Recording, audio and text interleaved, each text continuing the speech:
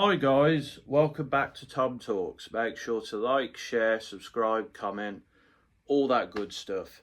And today we are going to be looking at the quarterfinals from the Women's Euros, predominantly focusing on England, and we're going to preview the semi-finals. So let's get straight into it.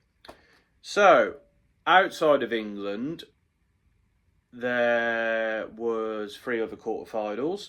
Spain got the job done against Switzerland. Switzerland, did a good job to keep Spain out, but in the end, Athena Del Castillo and Claudia Pina got the job done. Spain went through, as you could have predicted. France v Germany was a really good quarter-final, sorry. Germany's defender gets sent off. Really stupid decision on her part. Don't know what she was thinking. France scored the penalty. Germany get back into it. And it was a mixture of good defending, a bit of dirty defending as well, and France not taking their chances that resulted in a penalty shootout, because France should have won that game in normal time. They should have won it in extra time, and they just didn't do it. And in the end, Anne-Catherine Berger was fantastic for Germany. Really made some brilliant saves, and she helped them win the penalty shootout. And France have only got themselves to blame for that one, to be quite honest. Norway versus Italy. Congrats to Italy. I didn't expect them to win. I made a little joke about it in the last video. But they did. So fair play to them. A double from Cristina Girelli, set up by Sofia Cantore. And Italy get the job done. It was a nice little comeback win from them. And they're through to the semis, which is a big moment for them. I believe it's the first time since the 90s they've got to the semis. So that's a big moment for them, as I just said. But let's focus on England, shall we? And it was a very stressful game to watch. Not a good start to the game at all. We give away the ball very early on, and we allow Sweden to just move through us, and eventually Asllani scores and continues what's been a fantastic tournament for her. And then a through ball, Blackstenius gets the better of Jess Carter, and it's 2-0. And at that point, I was very worried because Sweden were just moving through our defence. Jess Carter wasn't having a great game, I've got to say. Was, again, not living up to the standards we need. And the midfield giving the ball away again reminded me of the France game. But we held on, and some substitutions were made late on. And Chloe Kelly whips in the ball. Lucy Bronze heads it in. 2-1, and soon after, Chloe Kelly whipped in another ball. Mead lays it off. Michelle Agimang makes it 2-2. It was a brilliant comeback by England, and for me, Sweden did let off a bit in the second half and allowed England to do that. As a result, we go to extra time. We had some opportunities in the game. I remember Alessia Russo had a big opportunity to win the game, and she finished poorly. I have been disappointed with her finishing at this tournament, I must say. And we go to penalties, and both goalkeepers have a fantastic game in terms of, well, the game overall and goalkeeping. Hannah Hampton did make some good saves. And both sides give themselves opportunities to win. Sweden had the opportunity to win, and they decided to go with the goalkeeper on the fifth penalty, and it didn't work. Worked for Germany, although that was to equalise more so than win it, but didn't work for them. And in the end, after some awful penalties and some good goalkeeping, Lucy Bronze, brilliant finish, and the Swedish youngster misses. So England get through on penalties. And I believe I did predict that, so I'm quite happy with that. I mean, I got the Italy game wrong. I said France would win 2-1. They should have won 2-1. They didn't. I can't remember what I said it's about Spain, Switzerland. I did say Spain would win. But that was the quarterfinals, really. To summarise, Hannah Hampton had a very good game. Lucy Bronze was brilliant. Real leadership performance. Jess Carter disappointed again. I don't think she's up to the pace of it, to be quite honest. Leah Williamson, is she going to be fit for the semi-final? I don't know. We'll have to see. I think the changes that were made, giving Esme Morgan and Neem Charles, and should have been Maya Letitia, but it wasn't, some time, I think, helped and gave some of the players a rest. Walsh and Stanway, outside of that one moment with the first goal, I think they were decent in the middle of the park. Lauren James didn't have her best game, and I think taking her off, and Heather Toon, who didn't have a great game, was the right idea. Russo's finishing continues to fail to deceive. I think Michelle Agimang, as shown in this game, has more of that desire. I'd like to see a bit more of Aggie Beaver-Jones, to be honest. But as I said, the substitutes of particularly Kelly, Mead and Agimang completely changed that game. Chloe Kelly, fantastic from her, really was. Agimang as well. And Kelly also scored that penalty that kept us in it as well. So, yeah. That's my thoughts overall on the quarterfinals. Let's take a look at the semis. So first, we'll talk about Spain-Germany. Germany did very well to win that quarterfinal, and I think their goalkeeper was a real asset, and I think will continue to be an asset. But I think this Spain side is just too good, and I think Germany got very lucky against France, and their lack of finishing ability. Spain will not do that. So for me, Spain are going through to the final. I'm going to say 2-0. I think Germany will be peppered. They'll have a few opportunities themselves, but I think Spain have got this one 2-0, I'm going to say. I think Germany's goalkeeper will keep them in it, but it'll be 2-0. So let's look at England-Italy, shall we? So I'd like to focus on the Italian. Laura Gilani has been pretty good in goal. She's only kept the one clean sheet, but she's helped Italy get this far. They don't concede a lot of goals either, outside of the Spain game.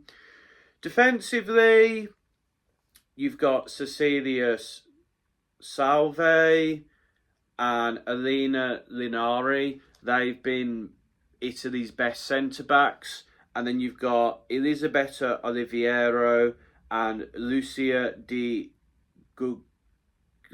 Guglielmo, who have played at wing-back, they've played at full-back. So their attacking capabilities is what's getting them in the team. Oliviero, of course, scored against Spain. Di Guglielmo got an assist in the first game. As wing-backs and full-backs are an attacking threat. Standout midfielder has been Ariana Caruso, who scored the winning goal in the first game, but she's been really good in the middle, whether as part of a 4 or a 3 or even a 5. I've also whether Guigliano has also impressed at times. In terms of the wing, Lisa Botlin has been someone to keep an eye on. But the main people to talk about has been Sophia Cantor, who got 2 assists in the last game, and of course Cristina Girelli, who's got 3 goals at this tournament. She's been a very good attacking threat. She's led from the front as captain, and she is going to be the player that takes this Italy team together. So I think really The goalkeeper, Brianna Caruso, who scored in the first game, and Guerreri and Cantore are the players England need to focus on. Also, I will say, Italy have shown, just like Sweden, that they have an ability to adapt to a game. So in the first game, where they beat Belgium 1-0, they played in a 3-5-2 formation with 3 centre-backs, the 2 wing-back full-backs, 3 in the middle and 2 strikers. Against Portugal, they had a back 3 again, but they had 4 in the middle and then 3 up front. So they had the wing-backs next to the 2 centre-mids, and they had 2 wingers and a striker up front. And then in the final game against Spain, where they did get comfortably beaten, they played with a back 5, so they brought the wing backs back and put with the 3 at the back. They had the 2 midfielders and had the 2 wingers playing next to the midfielders, and then the 1 striker, which didn't work for them, I suppose. But I think with that game, it was about keeping the goals down, and based on goal difference. And then against Norway, they decided to go with a back 4, so the wing backs were at full back. They had the 3 in the middle, and then they had the striker with the 2 wingers. So this Italian team is very adaptable, and outside of the Spain game, it has worked for them. So their adaptability is something to keep an eye on, and I think it is going to make this Italian team very interesting, because I'm interested to see what formation they start with, because they could start with the 5 at the back to frustrate England, but it didn't work against Spain. Maybe they'll play with more of a... Maybe they'll go with the 4-3-3 against Norway, because that worked. Maybe they'll go with the 3-5-2 in the first game, because that worked. And maybe they'll allow Cantore and Guerreri to play off one another. We'll have to see, but I think the adaptability of this Italian team is what's kept them fresh, and is what has allowed them to go as far in the tournament as they have done. That being said, I think England will win this game. I don't think it's going to be easy. I don't think it's going to be necessarily pretty. But I think England will win 2-1. We've not kept a clean sheet outside of the Netherlands game. And I feel like Guerreri will get a goal at some point. I think as well, Leah Williamson I don't think she'll start the game.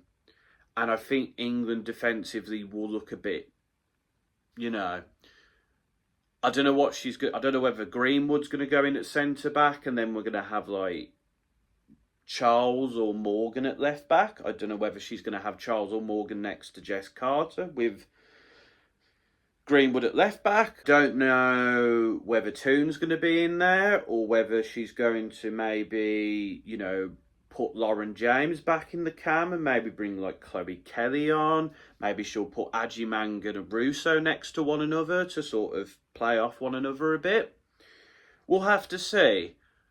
But I think England will get the job done just. I think it will be a sketchy game, and it won't always be pretty.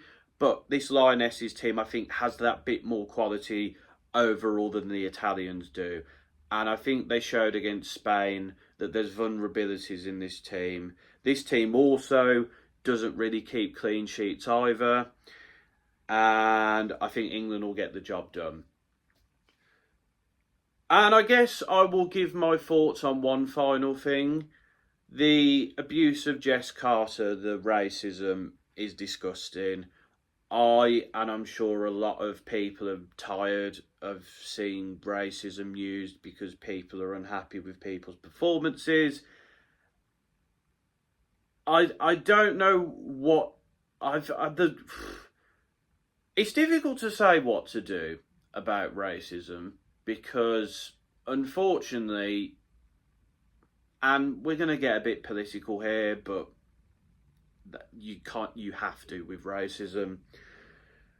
As a society, we are in this country in particular, our views are directing more towards that sort of thing becoming more acceptable again. And, you know, some people say, oh, it's only these type of people or these group of people.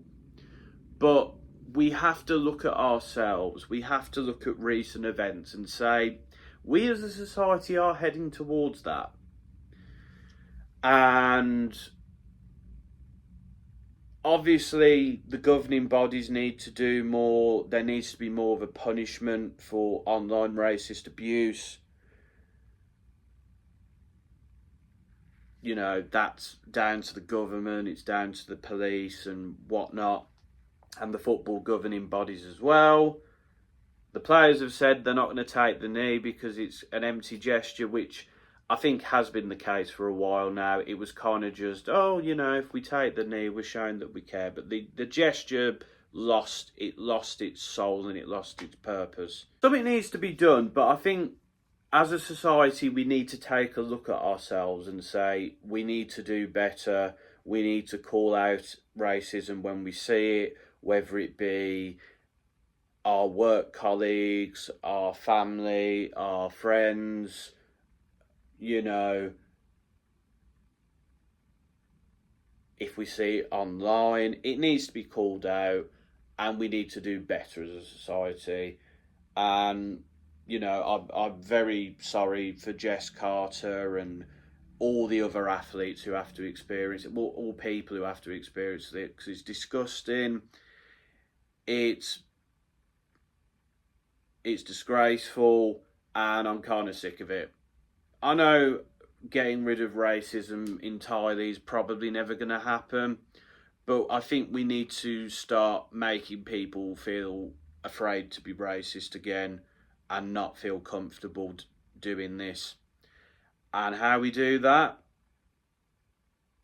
is by calling people out, and by the football governing bodies and the government and also the police, you know, doing their job and making these people realise that what they're doing, there is a consequence to it. And yeah, this is predominantly a football video, but you have to talk about that. It's sad we still have to talk about it, but we have to. And as a society, and football in general needs to do better when it comes to supporting players and treating them as human beings. That's my thoughts on the European Championships and the Jess Carter stuff as well. Hopefully the next video will be a bit more positive. We'll see. But until next time, this has been another Tom Talks.